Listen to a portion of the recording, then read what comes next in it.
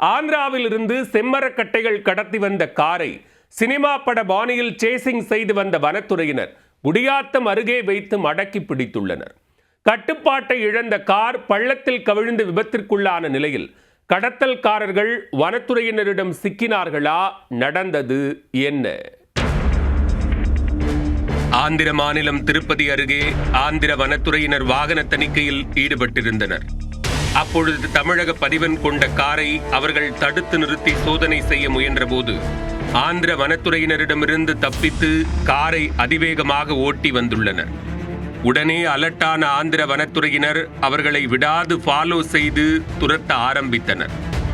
Andhra எல்லையிலிருந்து தப்பித்த car தமிழக எல்லைக்குள் நுழைந்த நிலையில் உடனே அம்மாநில அதிகாரிகள் தமிழக வனத்துறையினருக்கு தகவல் அளித்து உஷார்படுத்தினர்.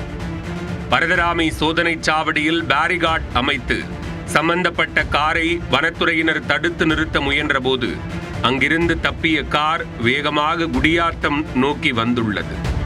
அதற்குள் குடியாத்தம் வந்த ஆந்திர வனத்துறையினர் தமிழக வனத்துறையினருடன் சேர்ந்து கடத்தலில் ஈடுபட்ட காரை சினிமா பாணியில் சேசிங் செய்தனர்.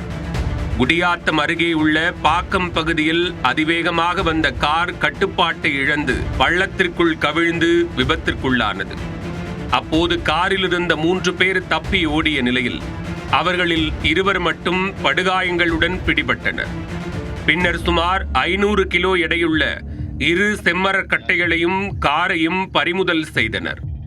மேலும் படுகாயமடைந்த 2 சிகிச்சைக்காக குடியாத்தம் அரசு தலைமை மருத்துவமனையில் அனுமதிக்கப்பட்ட நிலையில் தற்போது அவர்களிடம் தீவிர விசாரணை மேற்கொண்டு வருகின்றனர். செம்மரக்கட்டைகளை கடத்தி வந்த கும்பல் எந்த ஊரைச் சேர்ந்தவர்கள், அவர்களுக்கு கட்டைகளை சப்ளை செய்தது யார், உள்ளூரில் அதை வாங்க இருந்தது யார் என்பது உள்ளிட்ட பல்வேறு கோணங்களில் விசாரணையை தீவிரப்படுத்தியுள்ளது.